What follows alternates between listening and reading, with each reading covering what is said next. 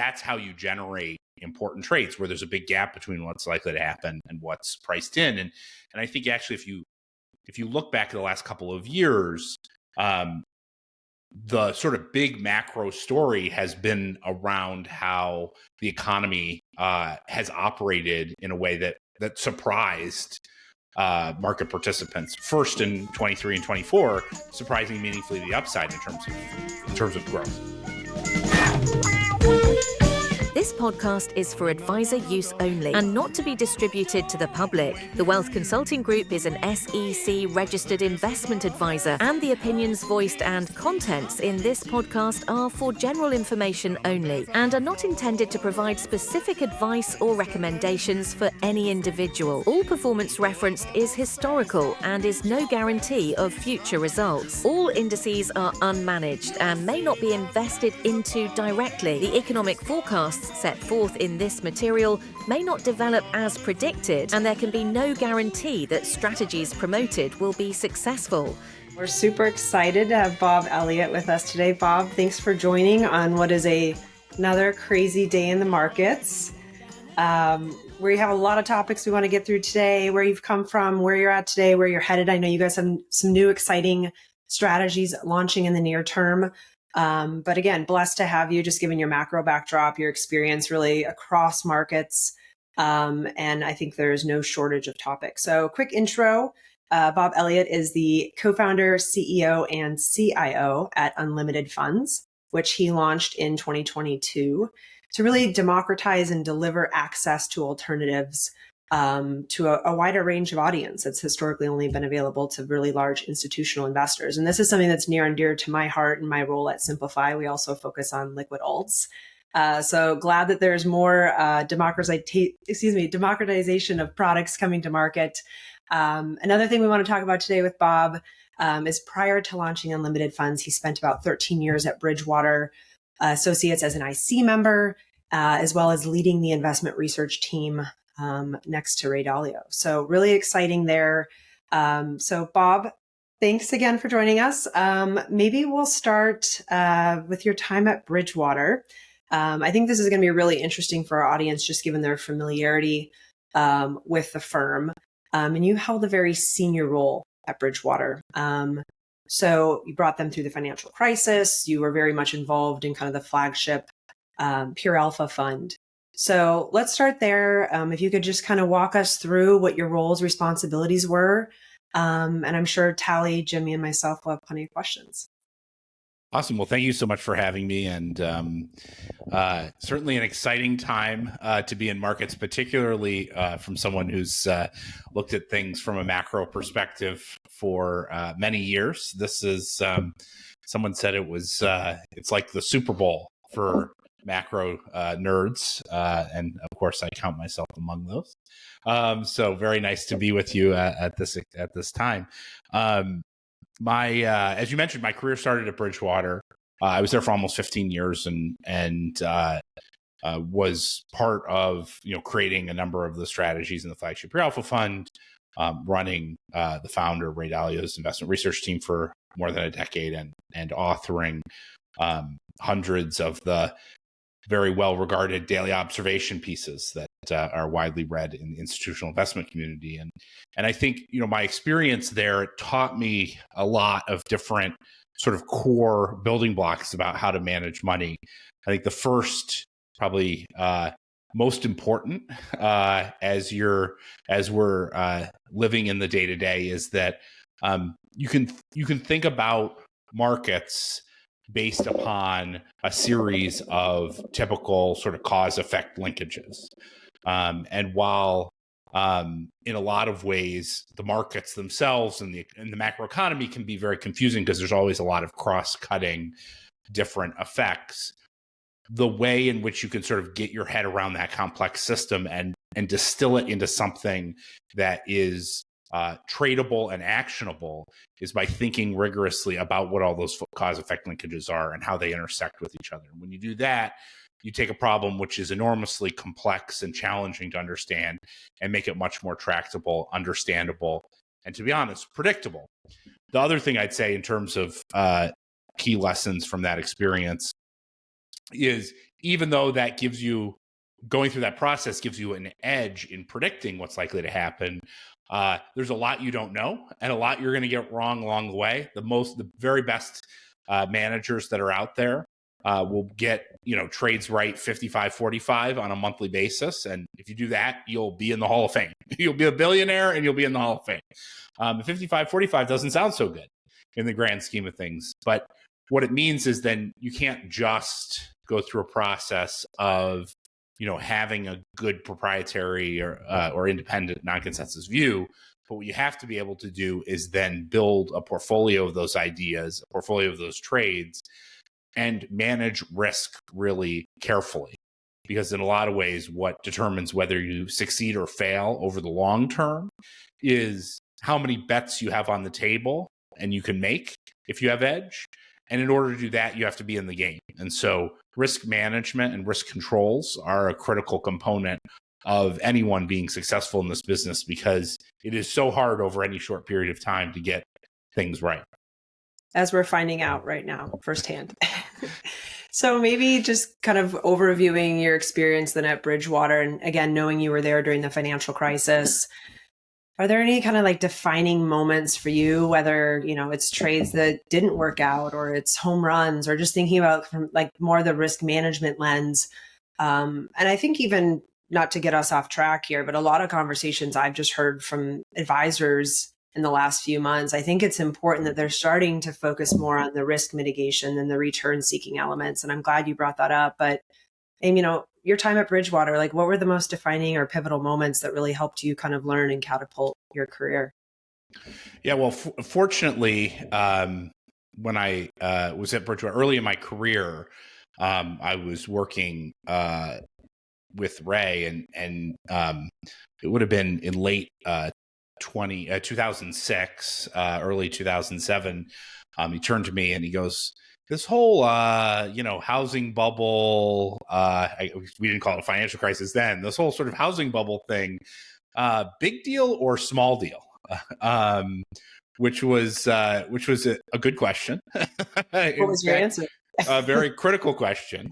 And I think was, one of the most exciting times, because, it forced me to become a bank analyst, a macro analyst, a housing analyst, a credit specialist, all of those things quickly and efficiently to get to an answer. And after a fair amount of work, I came back with very large sheets of paper with very small numbers on them, basically bottoms up calculating all of the different entities in the world, in the world, and what banks, insurance companies, et cetera, and what their losses would likely be as a function of the housing market.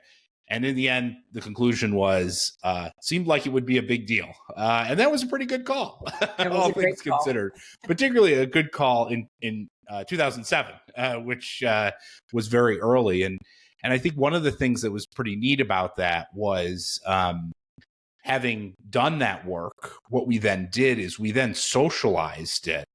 Because, again, the challenge of, in order to really be confident that you're right, you've got to stress test your ideas, stress test your analysis. And so instead of sort of confidently saying, oh, yeah, we're definitely right, put on the big trade and move on, we then went and stress tested that idea with the Fed, the Treasury, a lot of the banks themselves, like CEOs at these banks themselves. And in order to, get feedback on what we might be missing and refine our understanding. And that process, which I think was really pretty neat, which was do the hard work, put it out there, get the feedback, iterate, and improve your understanding as a function of that, I think became in many ways a real foundation of how I saw and still think, you have to manage money and how you have to operate in order to really understand what's going on in the world. And so that was a pretty neat time. All sorts of crazy events, including a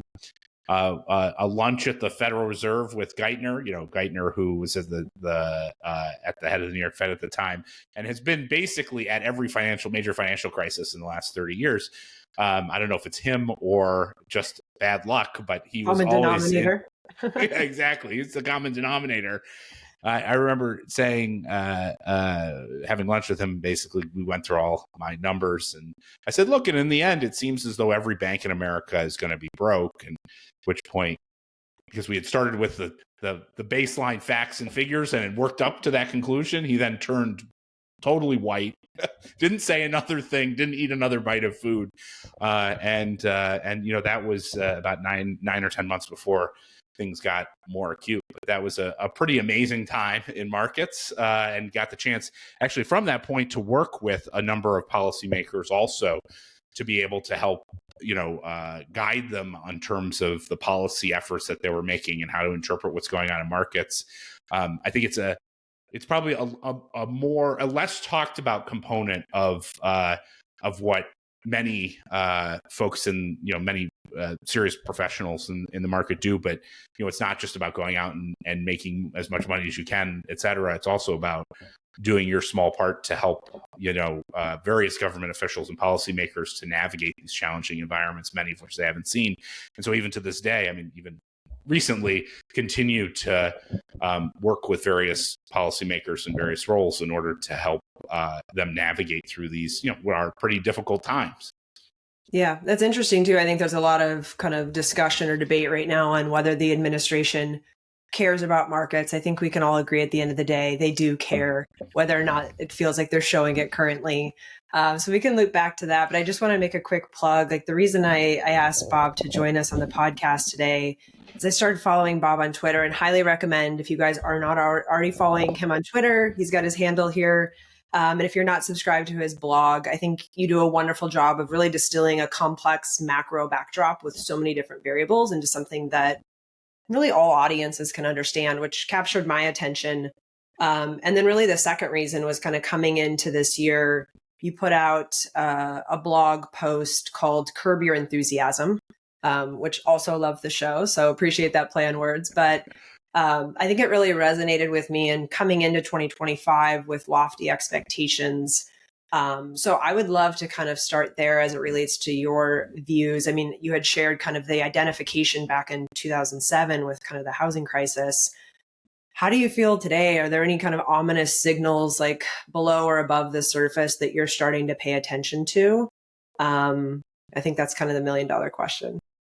Yeah, a big part of generating a non-consensus view in markets, which you have to do in order to generate alpha, is comparing what's likely to transpire in the macroeconomy to what's priced in. And I think a lot of times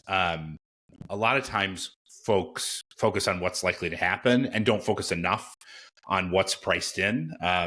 In some ways, because it's kind of easy. Like what's priced in will go, there's what are P's at and what are implied earnings growth and what's the path of monetary policy priced in and stuff like that. It seems like kind of obvious stuff, but that's how you generate important trades where there's a big gap between what's likely to happen and what's priced in. And I think actually if you look back at the last couple of years, the sort of big macro story has been around how the economy has operated in a way that surprised market participants. First in 23 and 24, surprising meaningfully the upside in terms of growth, right? Coming into 23, everyone said 100% chance of recession. Not everyone, but that was sort of the refrain, 100% chance of recession. Mm-hmm. And obviously that didn't happen.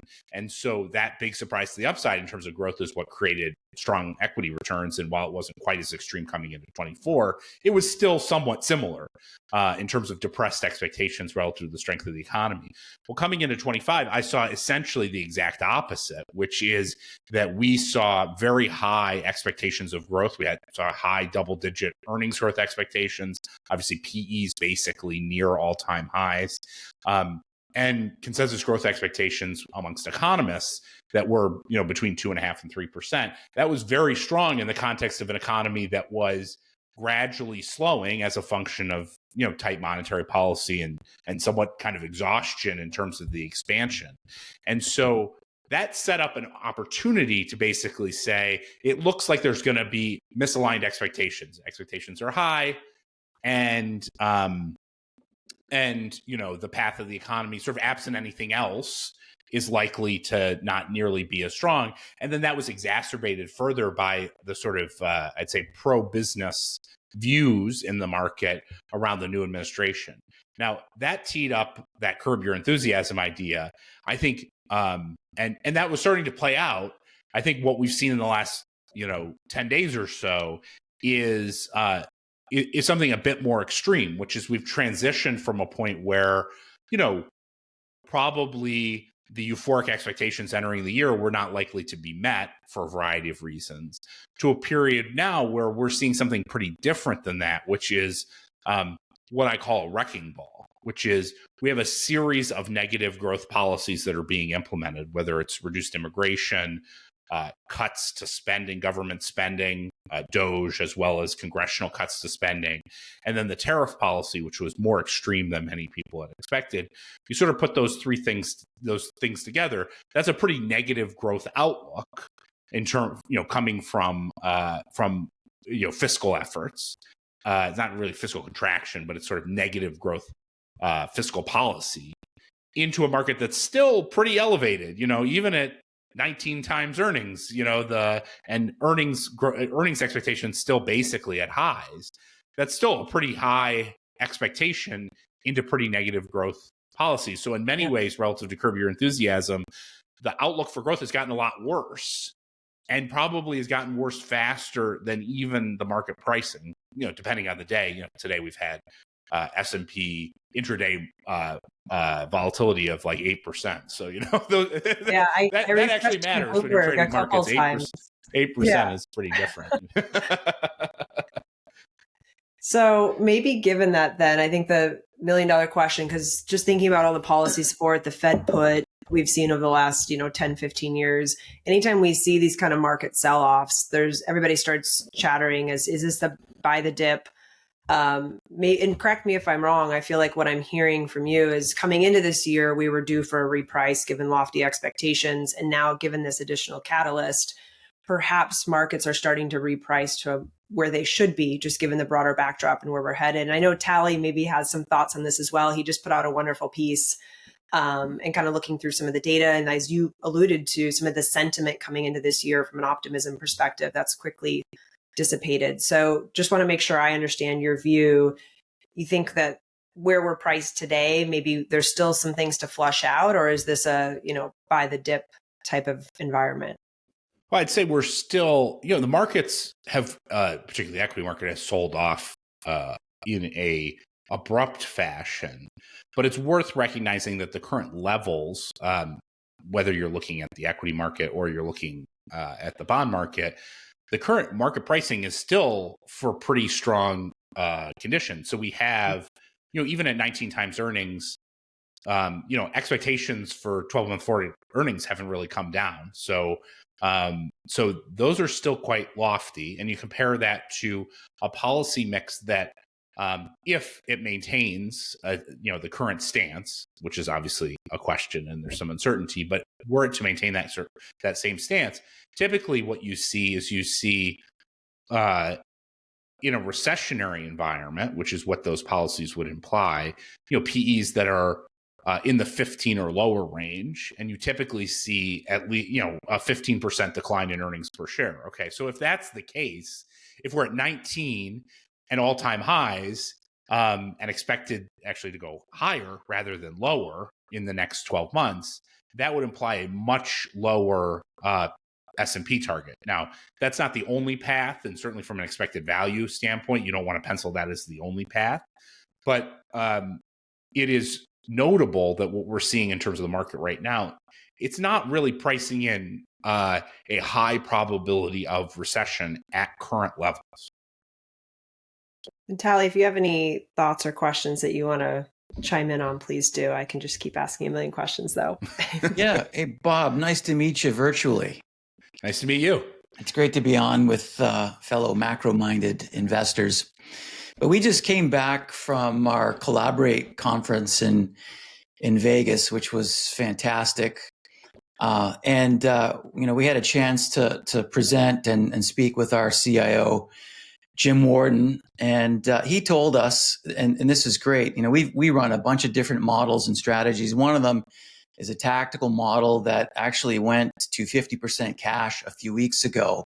So what you were saying about having a rules-based process and discipline and sticking to that, I think really resonates for us. But part of me as a contrarian kind of worries if people haven't already been there, it's too late to get bearish.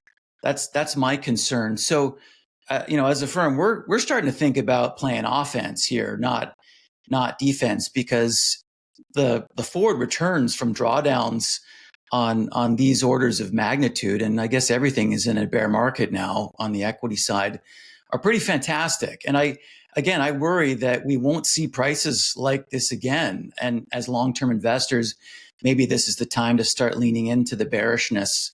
But what do you think? Like, what are you buying in this kind of an environment?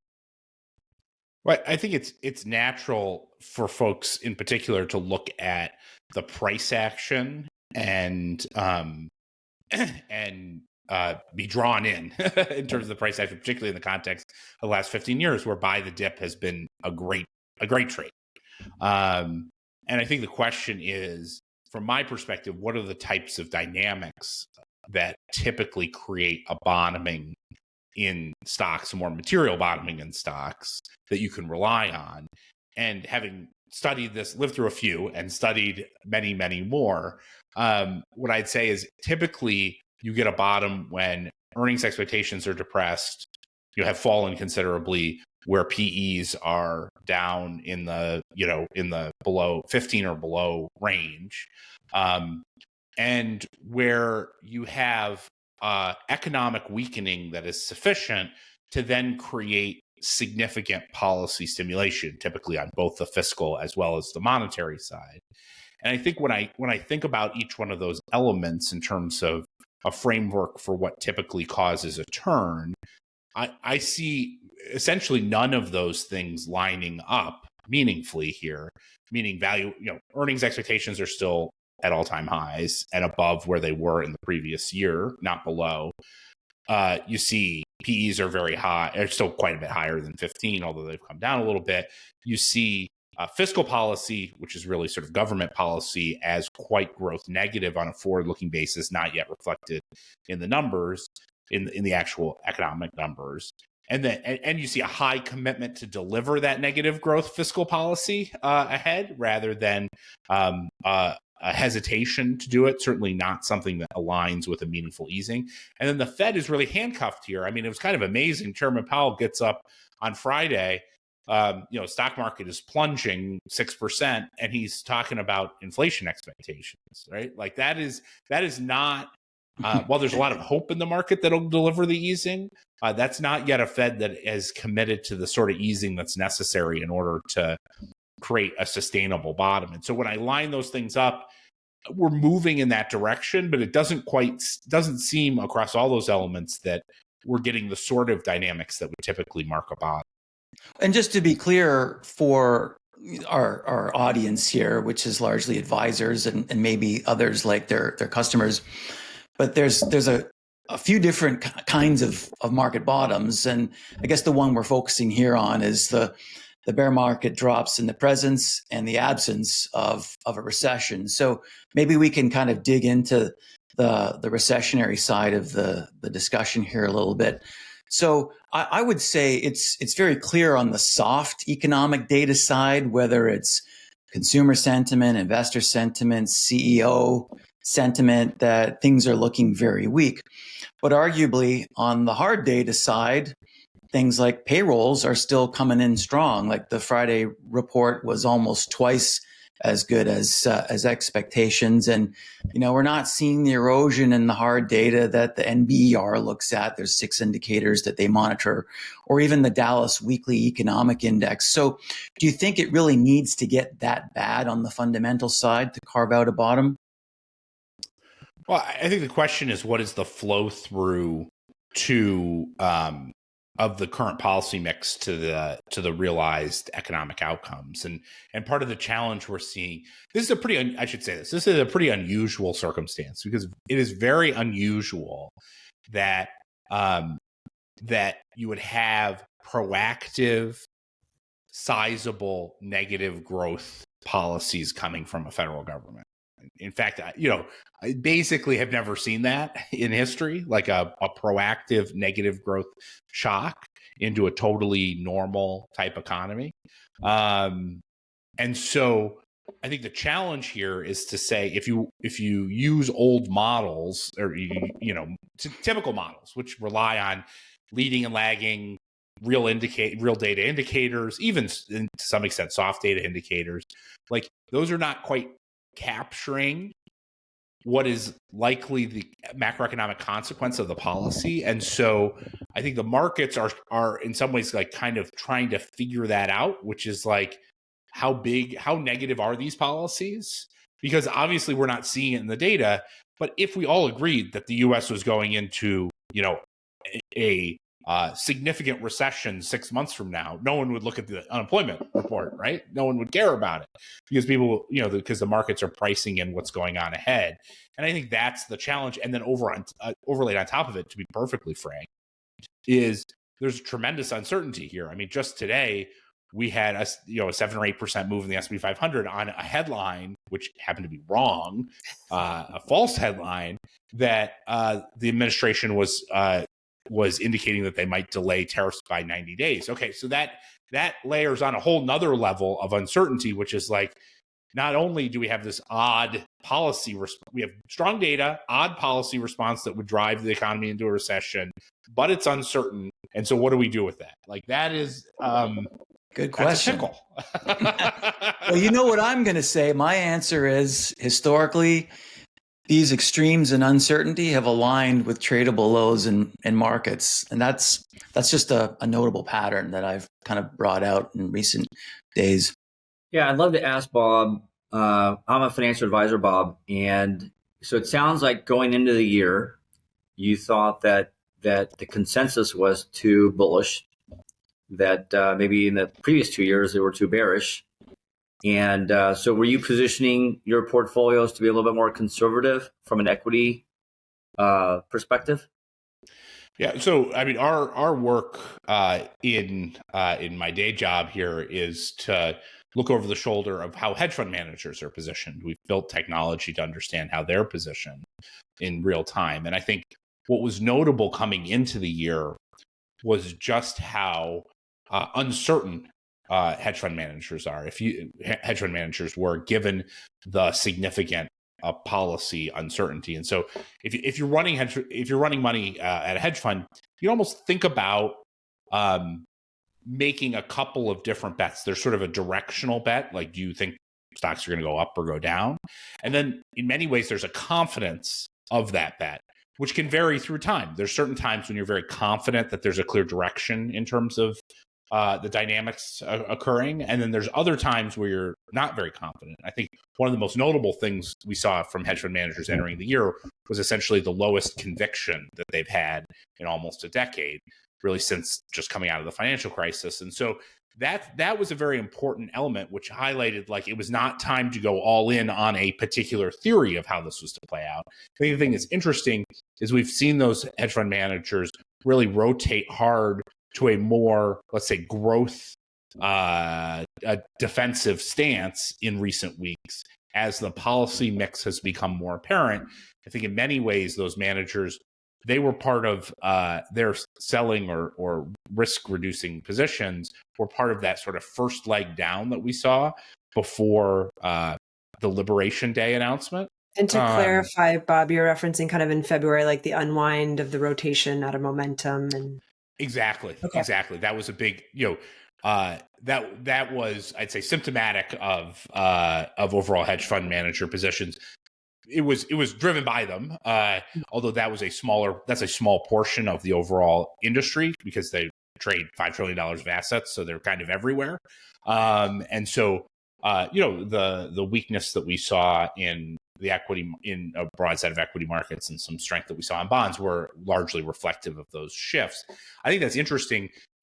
In some ways, to be frank, hedge funds got a bit lucky in terms of the Liberation Day, if you could sort of call it luck, in the sense of they were more defensively positioned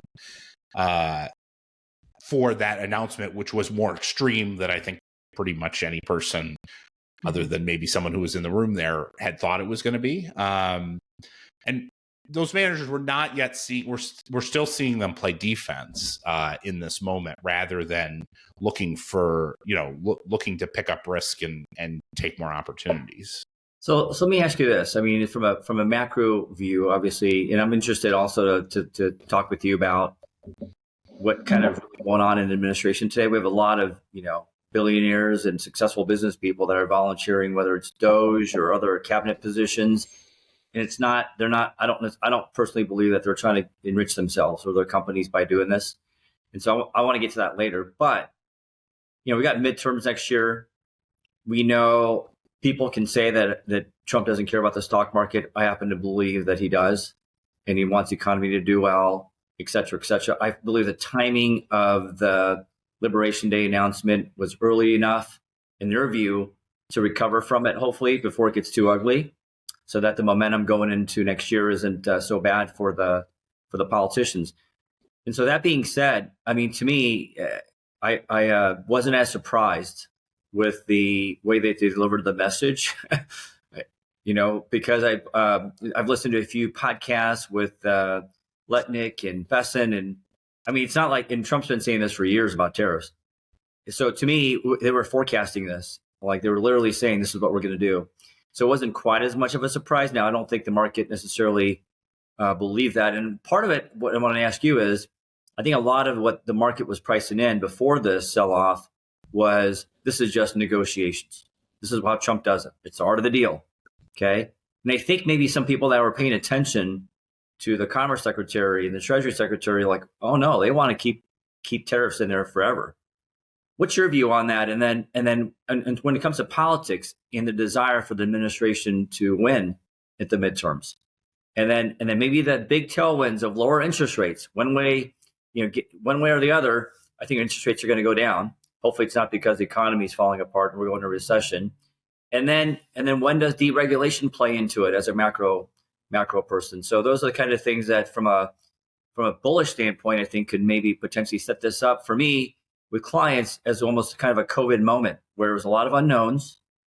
And there's a lot more unknown then, I think, than there is today in terms of what's causing the market to go down. And then when we look at the market, you take the Mag 7 out, is the market that expensive? It's not cheap, but how expensive really is it when you take those companies out? And obviously some of those companies have been really hurt. So that's a lot of questions. I apologize, but what do you think about the other side of that in terms of maybe looking at that from a macro view? Well, I think when it comes to the policy mix, I think one of the challenges that anyone who's trading from a macro perspective has in this environment is essentially there are massive influential policies that can be determined almost instantaneously by a small handful of people. And frankly, what appears to be without the typical constraints that exist. So for instance, Fed policy, of course, there's, on the margin, a little bit tighter or a little bit easier than what people expect. But there are constraints. If inflation goes up a lot, then the Fed will tighten, and if inflation comes down a lot and interest rates are high, then they'll ease some, and this story is very, very different from that. And so as while I agree with you that the outcomes have been consistent with the rhetoric that coming into it, and certainly if you look at Trump's rhetoric over the last 4 decades or something like that, very consistent with a mercantilist view on the global economy. I don't think anyone has any edge in understanding what is likely to transpire ahead. And so what matters much more is, are you sufficiently diversified and are you managing risk well enough in the event that there is a relatively abrupt policy shift? And because the ability to predict is very, very low. And to be clear, in general, as a macro person, just because you understand the macro trading very well does not mean that you have any edge in predicting political outcomes. In fact, you should assume the opposite, that you have no edge in predicting political outcomes, and instead focus on the macroeconomic consequences of the policies rather than think of, and when those are not priced in or they are priced in, rather than trying to predict. So, for instance, when that announcement was made, it was pretty clear that the macroeconomic consequences of that policy were larger than what was priced in. And then, it's taken a few days for that to be fully reflected in markets. And so that's what I would really focus on. How will that play out in the future? Frankly, I don't know. And I don't think anyone actually knows. We could very well have an escalating tariff back and forth going ahead. And a total shutdown of global trade, if the China conflict continues the way that it's currently looks like it is. Or we could have a real unwind of those policies and be very supportive. So you just, I know that sounds like a non-answer, but what I'd say is the only thing you could control is to understand how the policies will affect the macroeconomic environment. That's what you have control over. And if you do that, you do it, rigorously, you'll be able to have edge. I think I draw on one last point, which you highlighted, which is in the policy. I have been personally surprised at how much pro-growth policies like regulatory relief have not been a meaningful part of the administration's priority set. Essentially, there's been no work done on deregulation so far. Certainly not the type of work that would have a meaningful macroeconomic consequence. And it's surprising because if you think about how do you get disinflationary growth, which is, basically every country wants disinflationary growth, the path to that, more than anything, is deregulation. In fact, some people will I worked through some estimates of this and some triangulation of it. The U.S. economy has added about $3 trillion annually of regulatory cost over the last 25 years in today's dollars. Were you to release that, that's a 10% improvement in the level of GDP. That would be a radical, if you did that over 5 years, that would be a radically supportive set of policy efforts to support the U.S. economy. And yet, essentially, nothing's being done. And so I think the question is that still a priority? Or have the mercantilist policies taken priority over the disinflationary pro-growth deregulation policies? So far it's the case. That may change, and I'm certainly on the lookout to see whether that will change, because if it does, that could be a real positive for growth over the long term. Right. And it definitely feels here in Trump 2.0 that we've been forced to eat our vegetables first and kind of wait for the dessert. But I wanted to kind of key off of what you were saying earlier, Bob, around your background in financial and bank research, because I myself, I've been getting questions about financial crisis. So the financial sector, it was one of the best performers last year. Past 5 days, it was one of the worst. And now today, it's back up at the top of the leaderboard. So I apologize in advance, but I got to ask you about the potential for a financial crisis, because one of the canaries in the coal mine that we like to look at is investment grade corporate credit spreads. And yeah, we have been seeing some widening here, but not enough to kind of flash a warning sign about the end of the business cycle. And historically, that's usually one of the indicators that would warn of a financial crisis. I don't see it, but how about you? Like how could this kind of environment of tariffs and global trade wars devolve into a financial crisis potentially? I think for the major financial institutions that, like the big banks and other similar major financial institutions that are regulated by the Fed and others. 2008 was a defining moment that totally changed, and the policies that came in afterwards totally changed the regulatory risk around those institutions. It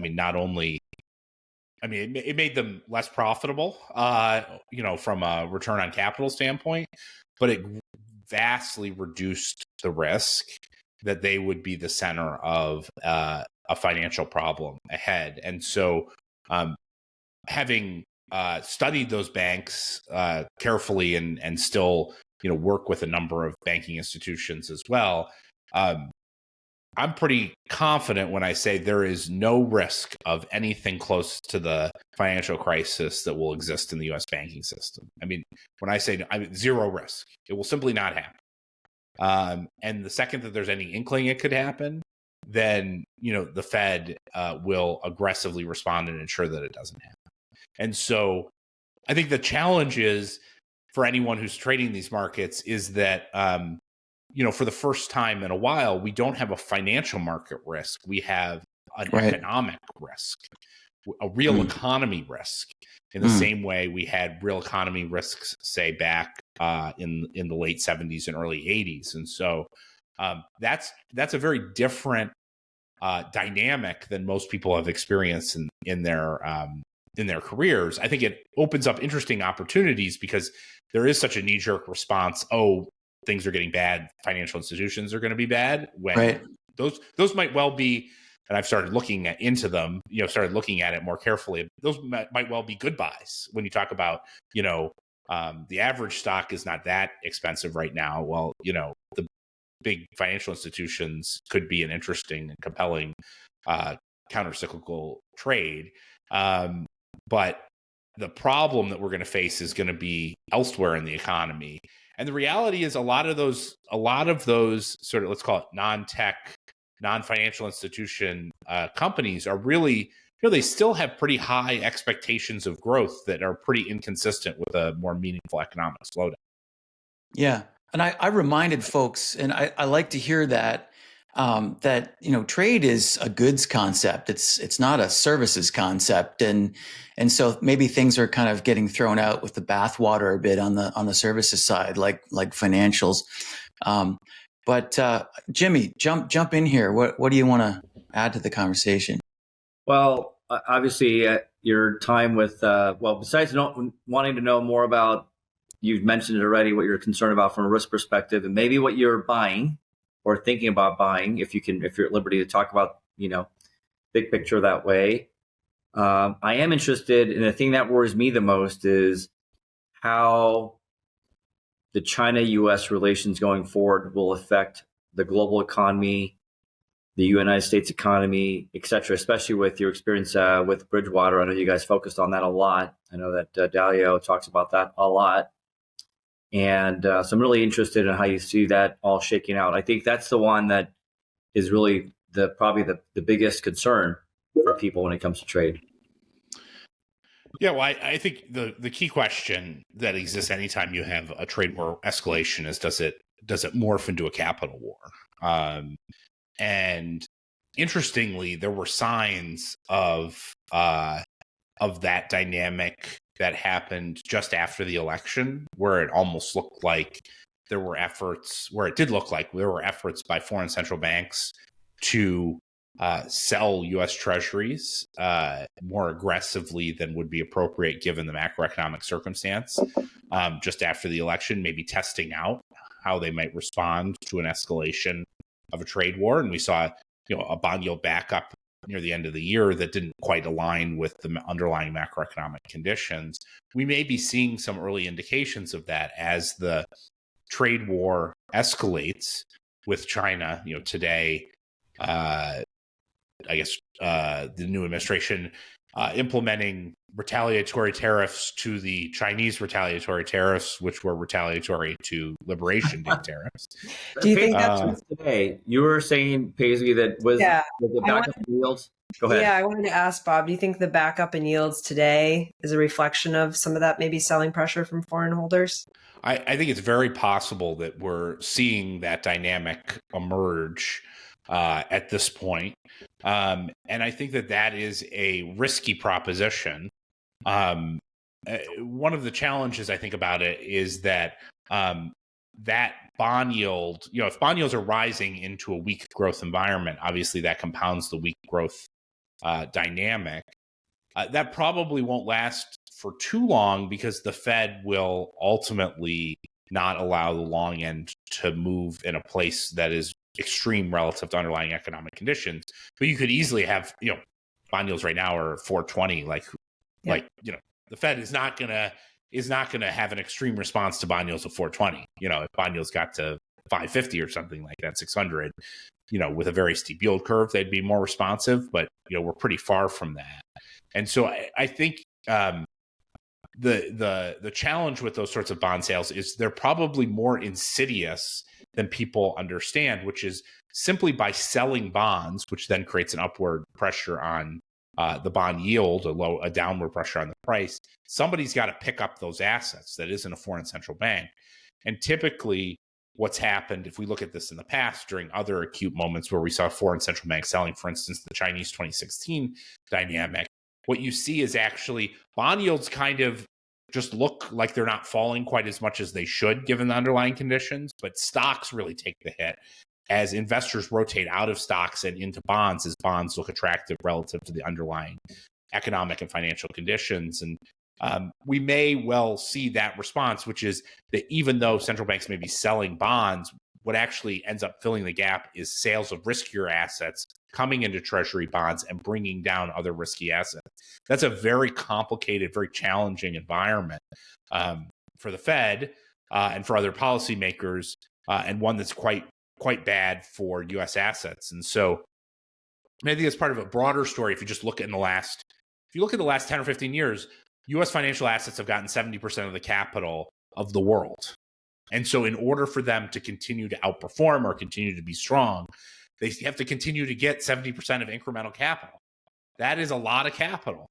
That's a lot of capital sensitivity. We talk a lot about the trade sensitivity, but the reality is the U.S. has a capital sensitivity that is very, very elevated. And given the very high capital sensitivity, it won't take much of a withdrawal of that flood of liquidity to create pain in U.S. markets, and we may be just seeing the tip of that. I know that sounds like a pretty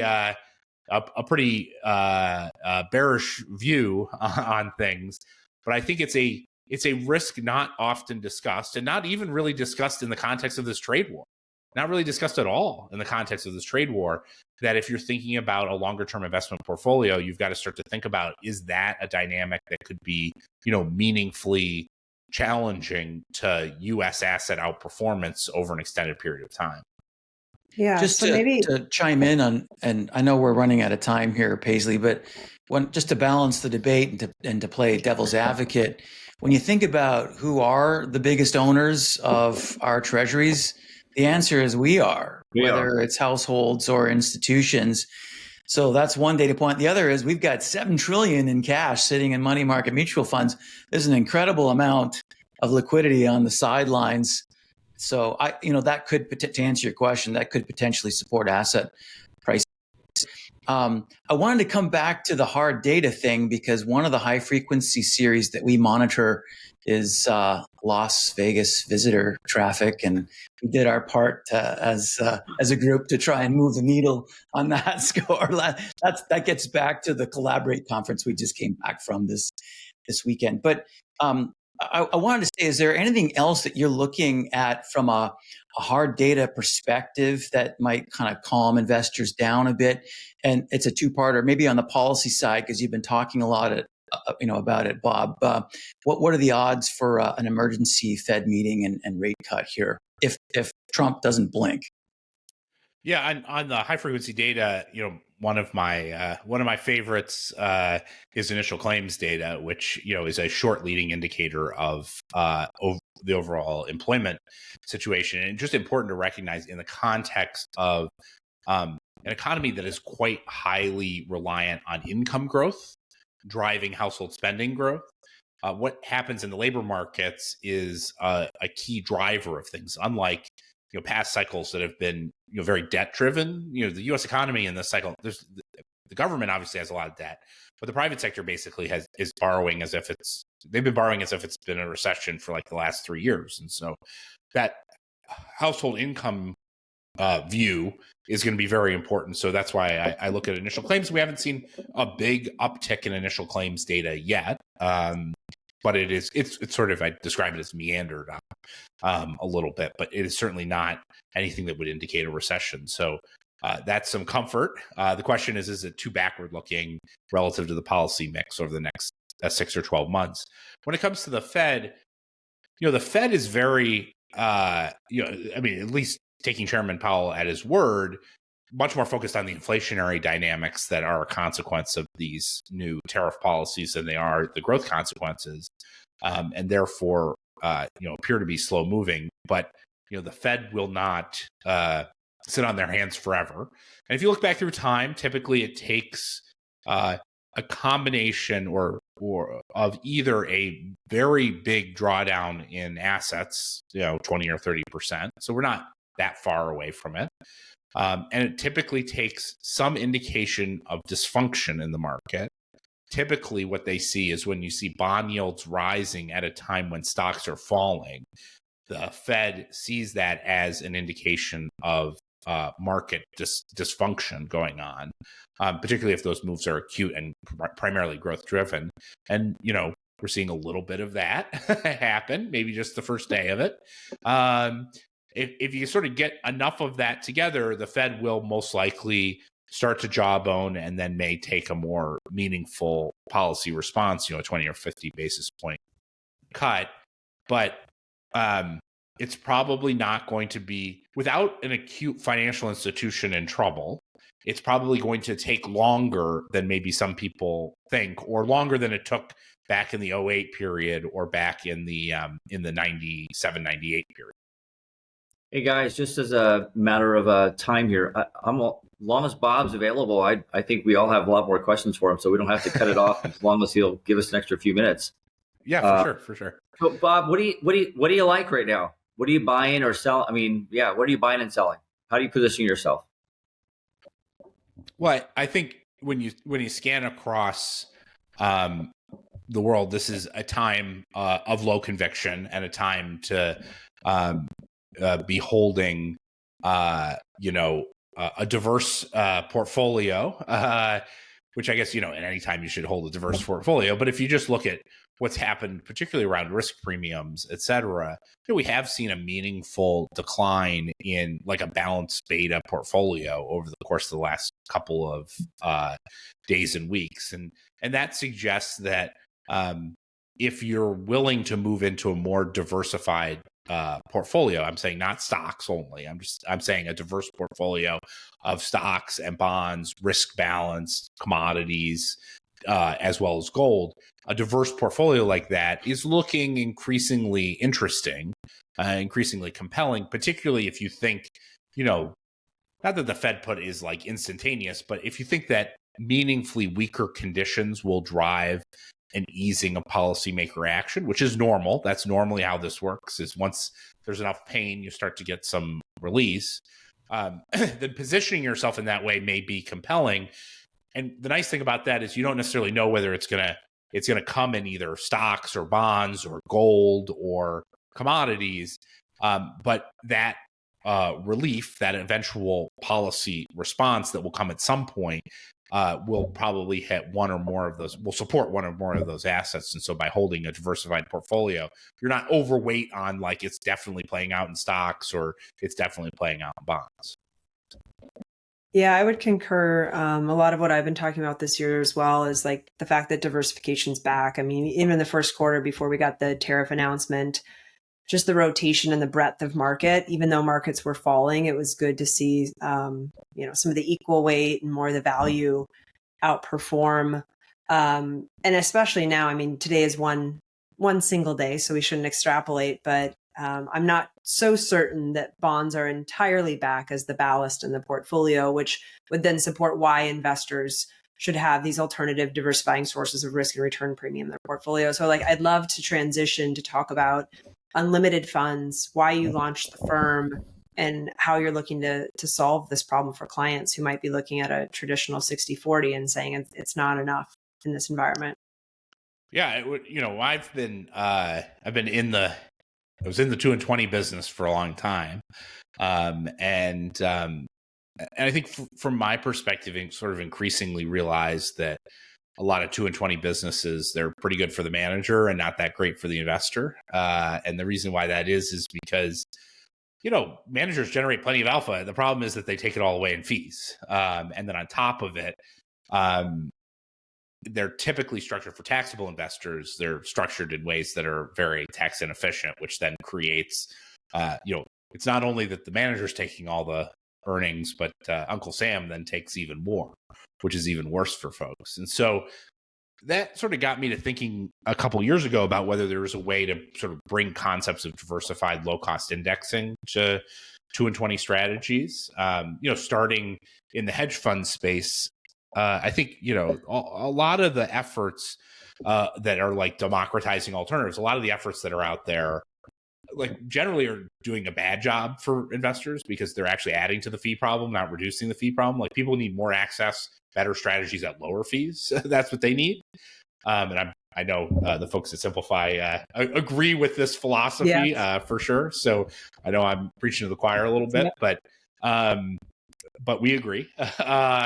And so, that got me to thinking the most sophisticated asset managers in the world, they pension funds, endowments, sovereign wealth funds, et cetera, they typically put about 20% of their capital in hedge funds, alpha strategies, diverse. And the way that they do that is so interesting because what they do is they have diversified alpha strategies. So like take a big sovereign wealth fund, they'll invest in 50 or 60 different hedge fund managers. And what they'll do is they'll go to those managers and say, we're not paying 2 and 20, we're paying a lot less than that because we got a lot of money. And so you're going to accept our investment at a much lower cost. And I was like, well, that's so interesting. Basically what they've done is created low cost indexing, but through the power of their might, is there a way for us to do that? And so that got us thinking about it. And instead of the challenge is you can't invest directly in the managers. And so our idea was instead to build technology based on our years of experience, having built proprietary strategies that let us look over the shoulder of the managers, infer how they're positioned in real time, and then take that understanding and translate it into long and short positions in liquid securities. And that lets us then package financial products in things like ETFs that can make those strategies available for every investor at a low cost. And so that's sort of the core of the idea. And we started a few years ago, having built the technology, having run it and put it out there to run our first product, which is HFND, which is, you can think about it in a lot of ways. It's like SPY for hedge funds. It's basically like, it's the index of hedge funds. And, it's done pretty well. It's done what it's supposed to be doing. It was not YOLO NVIDIA, I'll tell you that. But a lot of financial advisors have looked at it as sort of a key building block in the same way you might look at SPY or the equivalent product in terms of sort of a model ETF portfolio. I think the thing for us that was super exciting about that was now that we've sort of built the technology and proven it out over a few years, we can now start to develop products that are tailored, that might be more compelling for advisors. And so the first of those products is a 2x target return global macro specific strategy that we're putting in an ETF wrapper. We expect to launch it on April 15th. And the idea there is, how can you get access to, the real compelling diversification properties of global macro alpha in a much more low cost, liquid, transparent product like an ETF, and do it in a way that's a lot more cash efficient than investing, in most managers. And so that's what we're out there doing. And we're gonna bring to the market over the next couple of quarters, essentially the whole universe of different core hedge fund strategies in this ETF wrap. And I would imagine too, so all of these are really looking, I don't want to oversimplify, but is it like a regression of kind of the broader market from a return perspective? And then so if you're taking that approach, I think one of the common concerns as you're investing in kind of more of these esoteric parts of the market is their higher dispersion. So you're almost capturing the beta of that market and kind of reducing some of that manager dispersion that you could end up with if you just went direct to a single manager for some of these strategies as well. So that would be another benefit of kind of this approach, would it not? Yeah, I think one of the challenges that you get if you invest directly in a specific hedge fund manager is that the manager idiosyncrasy is just extreme relative to essentially the diversified alpha is what I call it. You might call it beta. I call it diversified alpha. If you invest in a single manager, like your 95% confidence interval is like negative 15% to positive 15 or 20%. Like that is a coin flipping strategy. That is not something that you can model in a portfolio. You can think about from a portfolio construction standpoint. Like it's just a gamble. And what's particularly interesting in the hedge fund community is that there is no manager outperformance persistence. Now that's a big deal. If you just take that, I know that there's a lot in that. No manager outperformance persistence, which means that if a manager, while the overall hedge fund managers generate alpha over time, particularly when you add back the fees, when you don't charge 2 and 20 fees, they generate plenty of alpha over time. Any one manager, there's no information value in understand if it was above median return in the previous period, the odds that it's above median return in the next period are literally random. And the same thing is true year after year after year. So if that's the case, if individual manager outperformance is not persistent, then your best strategy is to diversify and lower costs much more than try and pick the best manager. And I think that's one of the big problems in the allocator community is that there's all these people running around trying to like stare in the eyes of the manager and be like, well, I'll try and figure out if you're a smart manager that can outperform. The answer is they don't outperform. And the moment that you recognize that you cannot pick which managers are going to outperform in the hedge fund industry is the moment you realize low-cost diversified indexing is the future of getting hedge fund strategies into your portfolio. Well, really cool. I think it's really innovative. And I think, again, if you think about advisors looking to allocate to this part of the market, most of them haven't been able to for accessibility reasons. And then to your exact point, to invest and be diversified, there's usually just not enough capital or minimums that are met. So having these types of strategies, I think, is kind of where the market's headed. I know we're a little over time. Tally, Jimmy, any other questions that we wanted to ask Bob before we let him go? Go ahead, Tally. I mean, I covered everything I think I need from a macro perspective. Great. Okay, I got one, and it could be for anybody here, but especially for Bob. So this current administration, I mean, obviously that's the news, right? That's what's causing all the market volatility, tariffs. What do you make from a macro perspective? Like, I really believe that this administration is trying to really reset how the government here in the United States has been acting for a long time.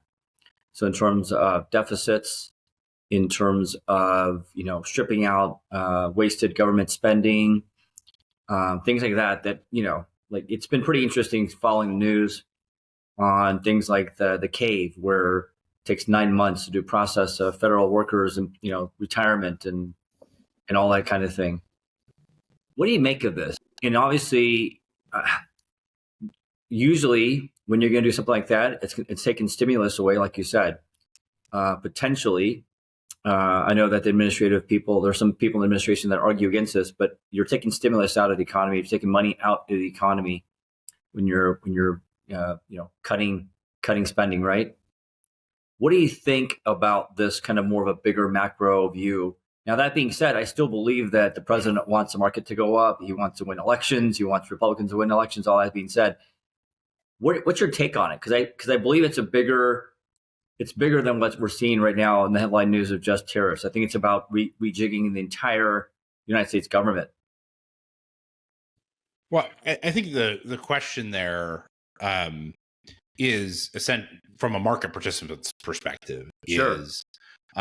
Is over what time frame can you have confidence over the consequences of those policies? And so what I'd say is I think there is depending on exactly which policies you're talking about, I think there's a reasonable case to be made about why increased efficiency could lead to higher productivity, overall economic productivity over a long-term time frame. I describe that as there's ambiguity about it. It may be true, it may not be true, but there's certainly a case to be made for that. I think the question for most folks who are focused on markets, and particularly markets over typical investors' horizons, is what is the consequence, the macroeconomic consequence of those policies in a time frame that the market cares about? And from that perspective, it is unambiguous. These policies are unambiguously growth negative. And so I think you have to be able to hold both things. It may be very well true that there are long-term benefits of the policies that are being pursued, but if the short-term macroeconomic consequences are to drive the economy into a recession, well, then that probably is more influential on asset prices than is the possibility of a longer-term gain. Okay. And then one last question for me is just, the success you guys had at Bridgewater. Is there anything that you could point to besides what a lot of people would already know? Anything that might be a little less known on what helped you guys be successful as you've been, or you were at your time? Yeah, I think a lot of folks will think about hedge fund returns as being, or anytime you invest in a hedge fund, like the only thing that matters is the returns of the fund. And the reality is, I think one of the